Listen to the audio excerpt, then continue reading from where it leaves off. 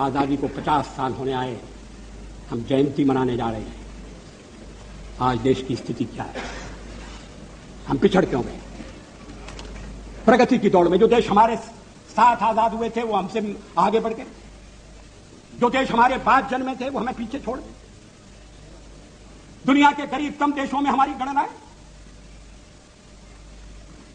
20% से ज्यादा लोग गरीबी की रेखा के नीचे हैं। राष्ट्रपति महोदय के अभिभाषण में गांव का उल्लेख है या पीने का पानी नहीं। हम प्राथमिक शिक्षा अनिवार्य नहीं कर सकते, लड़कियों की शिक्षा की उपेक्षा हो रही है। लड़की का जन्म लेना तो इस देश में अभी तक एक अभिशाप है। क्या सरकारी कदम उठाकर समाज में जागृति पैदा करके, क्या सब लोगों को जुटाकर, ये तो ऐसा काम है जिसमें कोई दलबंदी के लिए स्थान नहीं। हम देश का नक्शा नहीं बदल सकते। देश में साधनों की कमी नहीं है, और साधनों की अगर कमी है तो उसको ठीक ढंग से प्राप्त किया जा सकता है, साधन बढ़ाए भी जा सकते हैं। लेकिन जो साधन हैं उनका ठीक उपयोग नहीं हो रहा। जनता के ऊपर टैक्स लगाकर जो धन इकट्ठा किया जाता है उसका लाभ जनता तक नहीं पहुंचता, आम आदमी तक नहीं पहुंचता।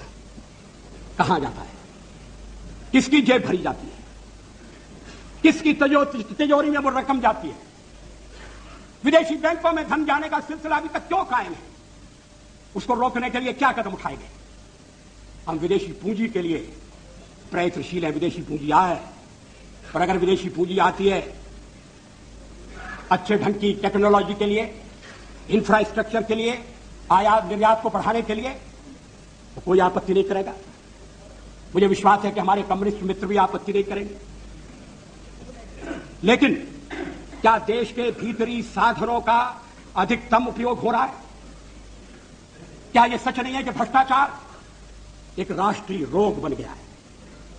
मुझे याद है स्वर्गीय राजीव गांधी ने एक भाषण में कहा था कि मैं दिल्ली से 1 रुपया भेजता हूं, मगर जहां रुपया भेजता हूं वहां पहुंचते पहुंचते 19 पैसे रह जाते हैं। मैंने उनसे कहा कि यह चमत्कार कैसे होता है? वो हंसकर कहने लगे कि जब रुपया चलता है तो घिसता है। रुपया घिसता है, हाथ में लगता है, जेब में जाता है, छोटा हो रहा है।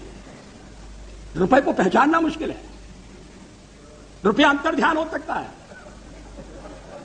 ये देश के सिक्के की स्थिति अच्छी नहीं है। एक तो सरकारी खर्चा बढ़ गया, बढ़ता जा रहा है। उसको बिना कम किए, और कम करने के लिए आम सहमति चाहिए, सर्वदलीय सहयोग चाहिए। कोई एक दलीय काम नहीं कर सकता। हां, हमारे पुराने प्रधानमंत्री नरसिंह राव जी अगर अपने को स्थिर करने के बाद इस दिशा में थोड़ा प्रयत्न करते तो सफल होते, लेकिन वो कुछ ऐसे कामों में उलझे रहे कि ये समस्याएं ध्यान नहीं खींच सकती।